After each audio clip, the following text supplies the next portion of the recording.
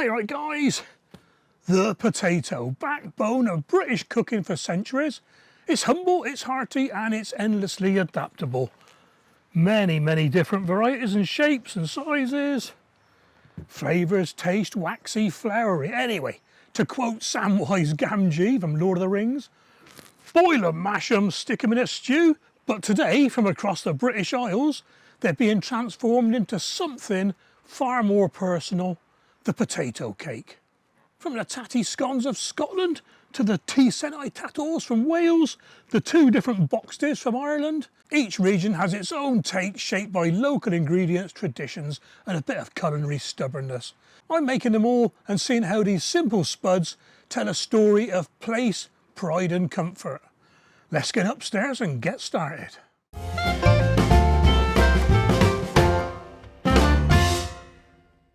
Okay then, this had the potential to be a very long video. There's at least 3 hours of raw footage of me cooking alone. So what I'm going to do, I'm going to split off a few little parts at the beginning here. Mashed potato start off with, then shredded potato. If you haven't got yourself a potato ricer, get one. It really is a game changer making mashed potato. So simple. And what I've done with these recipes, when I boiled the mashed potato, I've cut them into quite small chunks. It's all about getting the bits to cook at the same time, really.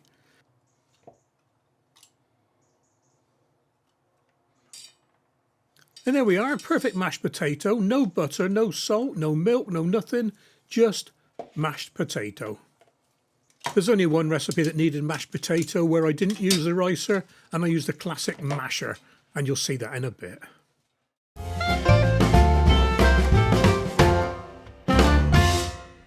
The two Irish recipes call for shredded potato, a bit like hash browns really. But what we do with this, we give them a good shredding and then place the shreds into a cloth, tea towel or muslin cloth, and wring it out as hard as you can. Let the liquid sit for 20 to 30 minutes because we're going to use the white starch that comes out of it. In the meantime, just let the shredded potato dry out a little bit.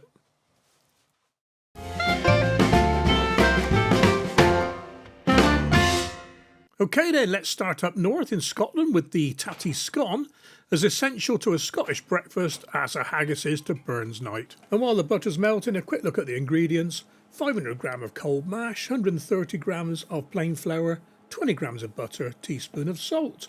And this will make 8 or 10 scones, depending how big you cut them at the end. And as I said, this one's so simple. Into a bowl with the mash, add the flour, add the salt and the melted butter, and mix it all together. Now you want to mix it just enough so it comes together. Don't overwork this or it will become tough. Get plenty of flour on your work surface. Flour is the key for this one. Tip the mash out, bring it all together, form it into a cohesive dough, shall we say. Bit more flour, we don't want it sticking to anything. Form it into a ball. Press it down a little bit and out with the rolling pin and roll it out to about 1 centimetre, well, half an inch thick. And spread more flour on top if needed. Find yourself a small plate or a soup bowl. I'm using a soup bowl here. 6 inches across, maybe 8 inches if you want bigger scones. Trim the excess off from around the outside of the bowl and we're left with a lovely circle. Then cut the circle into 4. I used a pizza cutter for this, very handy. You can use a knife. If you do use a knife, just press down. Don't use a sawing motion, you'll tear the edges of the scones. A bit more flour on the top of the scones and we're going to dry fry these for about 4 minutes on each side, a medium heat. And the reason we're putting so much flour on is the flour that gives it the slightly burned, the well-cooked look. There's no oil in this, so we're relying on the flour to catch a little bit. And like I said, about 4 minutes, 5 minutes each side. If you go much longer than this, they'll dry out. So if you want a softer scone, the best way to do this is to make them thicker in the first place.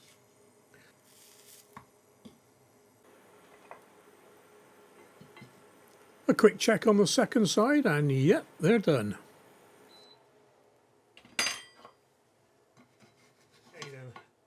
Okay, then here we go. These look the business. Look at I just know this is going to taste good.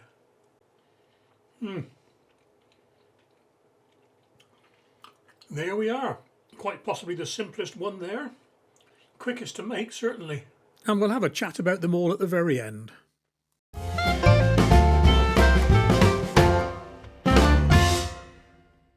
Okay, then on with the English and mashed potato fritters. And for this we need 400 grams of cold mash, 30 grams of plain flour, an egg, 75 grams of cheese, a couple of spring onions and a bit of milk to bring it all together. And you can expect to get around 8 fritters out of this, depending on how big you make them obviously. I'm using extra mature cheddar for this one, so get your cheese grated. Finally slice your spring onion. We don't want the bits to be too big in this one. And add the spring onion to the bowl. In with the mashed potato. In with the cheese. In with the egg. And the flour.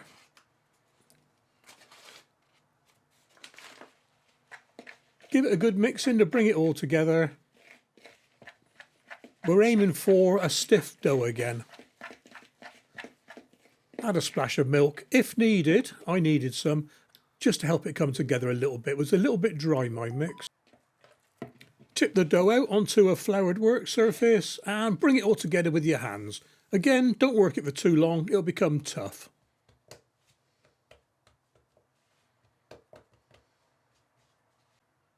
Cut the dough into as many fritters as you want. I wanted 2, and shape them into pâtés, I suppose you'd call them.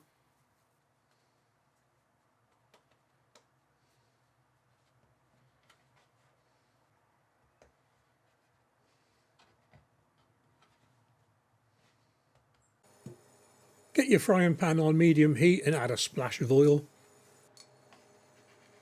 I didn't want mine swimming in oil, so I brushed the oil around a bit. You could use butter if you want. That'd be good actually, different taste. I'm going to fry these on medium heat for around 4 minutes each side.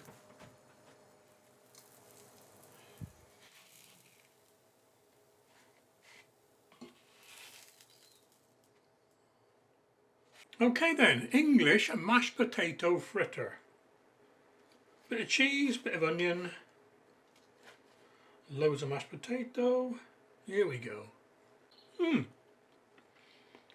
Yep. Now that's the sort of thing I remember from, I don't know what you'd call them really, cafes in town. You know, a mashed potato fritter with your breakfast. Poached egg on top. Oh yeah. Liking that one, liking that. Don't know if you can see there. See the cheese melting inside? Lovely.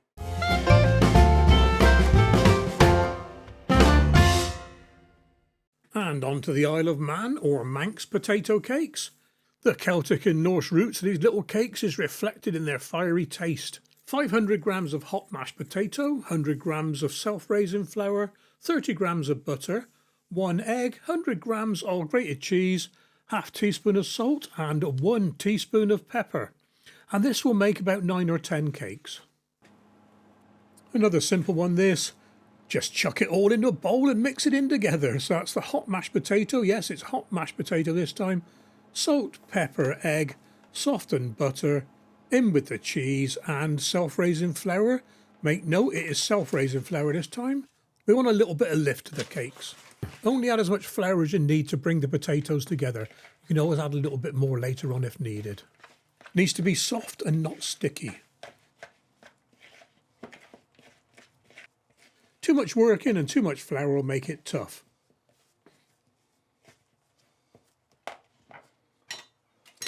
Loads of flour on your work surface. Flour your hands, break off a chunk. Roll it into a ball and pat the ball down so it's about 3 inches across and about 1/4 inch thick. What's that? 75 millimeters and 6 millimeters thick. Get the pan on medium heat and a bit of oil. In fact, I use a mix of oil and butter for this one. I just fancied doing something different. And we're going to cook these for around about 3 or 4 minutes on each side. They're a little bit thinner than the others, so they should cook a bit quicker. And obviously it goes without saying that if you're doing a load of these, you need to do them in batches. Don't try and cram them all into the pan in one go. Quick check underneath to see if they finished cooking, and it's time to dish them up. And they didn't take very long at all. Maybe it's the butter in the mix that sped up the cooking. We'll have a go.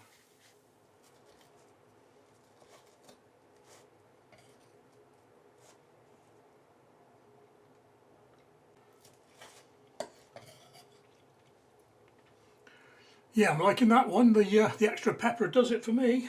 A little bit of cheese in there as well. Mmm.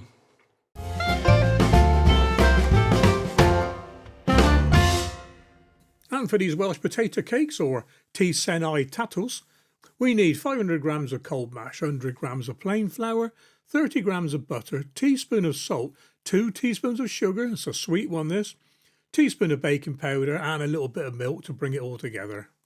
Okay then, for this one it's a little bit of a different way of making the dough. Trust the Welsh. Oh dear, sorry guys, no offence. What we're doing, we're adding all the dry powder bits to the bowl first and then mix them together. So in with the flour, in with the salt and the baking powder, and finally the sugar. You need about 2 teaspoons of sugar to make the 8 cakes. It's going to be a sweet one this. Give it all a good mix in to get the ingredients combined, and then it's in with the cold mashed potato.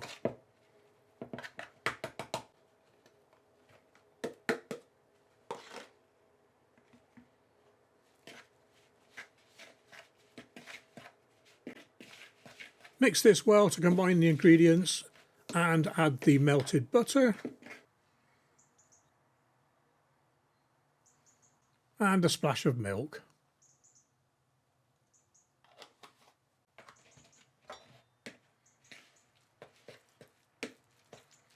Get the liquids mixed in. We're after a stiff dough for this one. If it's too dry, add a bit more milk. If it's too wet, add a bit more flour. Tip the dough out onto a floured work surface. Bring it all together with your hands as usual. Flatten it out.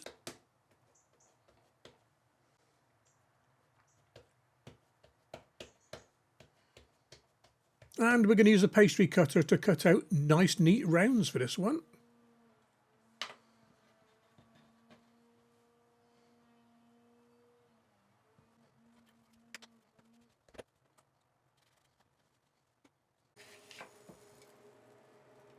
Into a pan on medium heat with them. I'm using butter to cook these ones. I thought the butter would complement the sweetness of the cakes. About 4 minutes each side, and I added another dollop of butter for the second side. Okay then, a Welsh potato cake. I'm not going to embarrass myself by trying to pronounce it in Welsh. Interestingly, the only one with sugar in it. Recommended with butter and jam and a sharp fork to cut it. Here we go. Mmm. Oh yeah, yeah. I'll tell you what, let's cut that properly. Oh, that sugar really sets it apart. Liking that.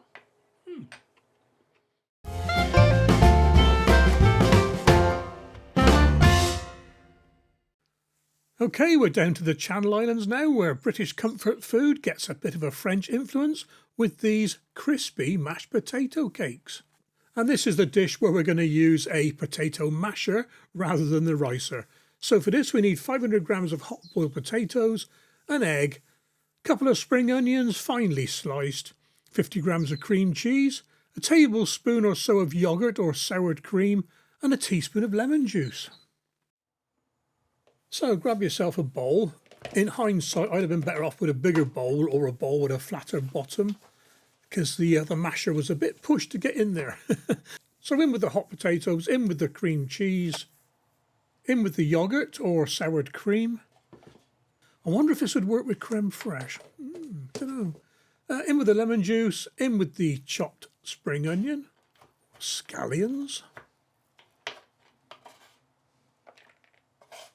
Beat your egg and in with the egg. I'm only using half of mine because I'm only making a few cakes, but this dish will do a good 8 to 10. And mash it all together, and you see what I mean, the masher only just fitted into the bottom of the bowl there, so it took a little bit longer than I was expecting. Oil and butter in the pan for this one. The butter gives it the taste, the oil stops the butter from burning. And when it's all melted and the pan is hot, sort of medium heat, get some dollops on your spoon and drop the dollops of dough. Can you call it dough? Because there's no flour in it. Drop the dollops into the pan, shake them up a little bit and batch fry them.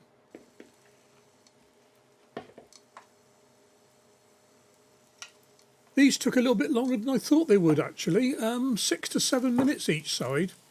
And what I did as well, I flipped them twice to get them crispy.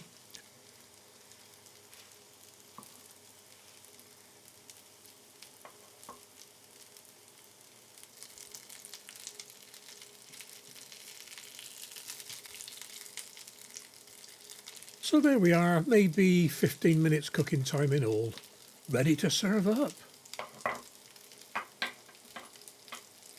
Okay, then let's taste the first one while it's still warm. It's going to be a bit different because it's got some cream cheese and yogurt in it and lemon juice. Certainly crunchy on the outside. Here we go. Yeah, very nice. A bit different that one.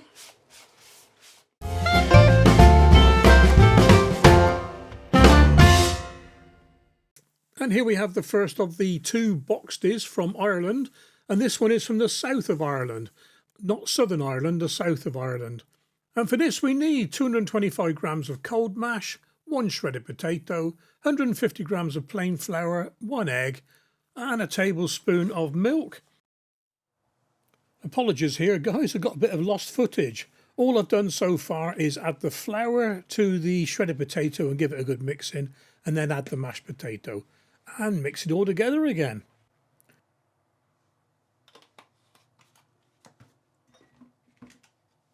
Add the milk to the egg and whisk it together.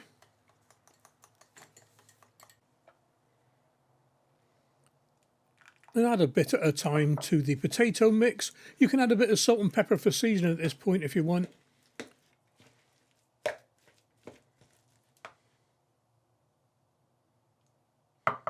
Just keep adding the eggy milk until it all comes together.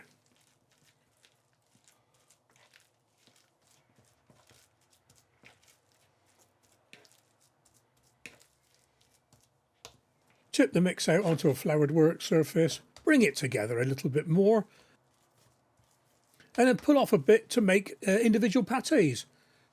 If you use the quantities on the list, you'll get 6 decent sized patties out of this. Form them into little round pâtés and press them down a bit.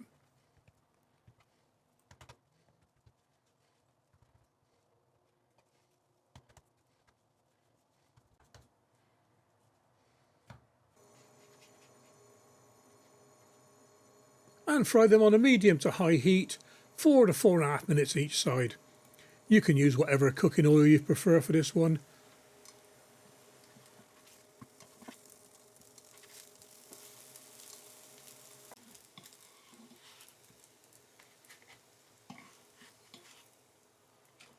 Okay then, let's give the boxty from the south of Ireland a taste in. Different this one because it's got shredded potato with the mashed potato. Well, that's different, yeah. Well, that's a bit different, look, with the shredded potato in there.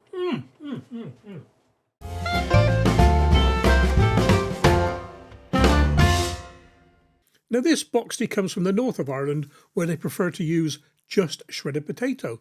So for this we need 500 grams of shredded potato, the starch that we saved right at the very beginning, 50 grams of plain flour, 15 grams of butter, half a teaspoon of salt, 3 tablespoons of buttermilk and 1 teaspoon of baking powder. And the first thing we need to do for this recipe is to recover that starch that we saved. Gently pour off the liquid on the top of the starch. And all I've done is scrape the starch into the bowl that I'll be using for the mix. This worked out quite well actually. I may do this in my hash browns in future.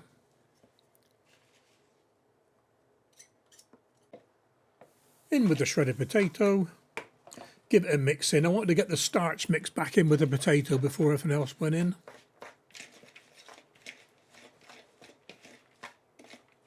In with a bit of salt for seasoning if you're using it, and in with the buttermilk. Give it a mix in. Then in with the softened butter. So soft I couldn't grab hold of it. Then mix that in as well.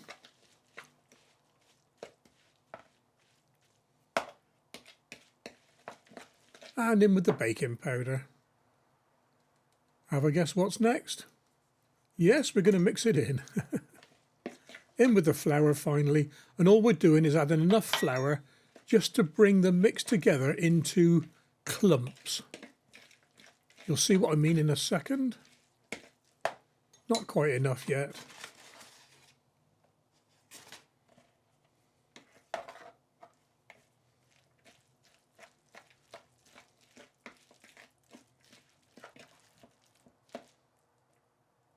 There we go, just like that. Get your pan on medium to high heat, and as soon as the butter's foaming, drop the mix in.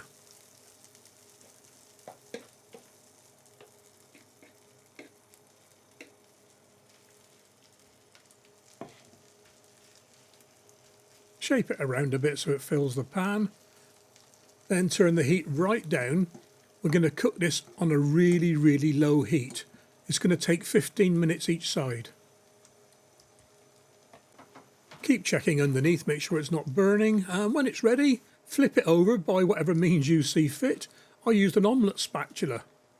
Brilliant.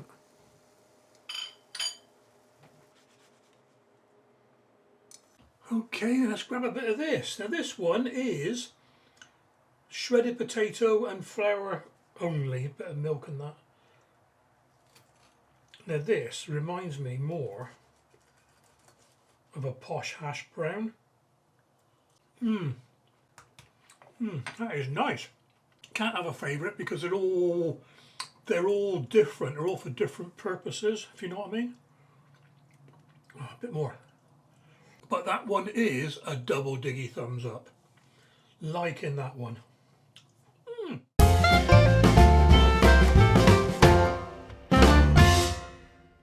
Well, I hope you enjoyed this one, guys. I certainly had fun making the videos. God, 3 hours of raw footage or cooking footage whittled down to just about half an hour or whatever it is at the end. The spuds are still here from when I started. That was a week ago. Look at fantastic. My verdict. Now it's a funny one. This there is no absolute favourite really, because they all serve a different purpose. But if I did have to say one stood out from the rest, that would be the North of Ireland boxty.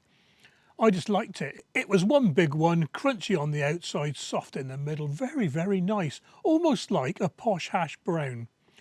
The one that disappointed the most was the South of Ireland boxty. Bit of mashed potato, bit of shredded potato, and it didn't excel at either. It was a combination of both. It's all right, don't get me wrong, but it's 7th out of the 7. The English one, that reminds me of a greasy spoon cafe type potato cake. I remember it was from when I was a kid. I'm sure Wimpy's used to sell something very much like it. The Welsh one, very nice, very, very nice. I can see that being eaten with butter and jam on it. That was quite tasty. The Channel Islands one. A bit of a variation there. You can see the French influence on it with the cream and the cheese or the yogurt or whatever.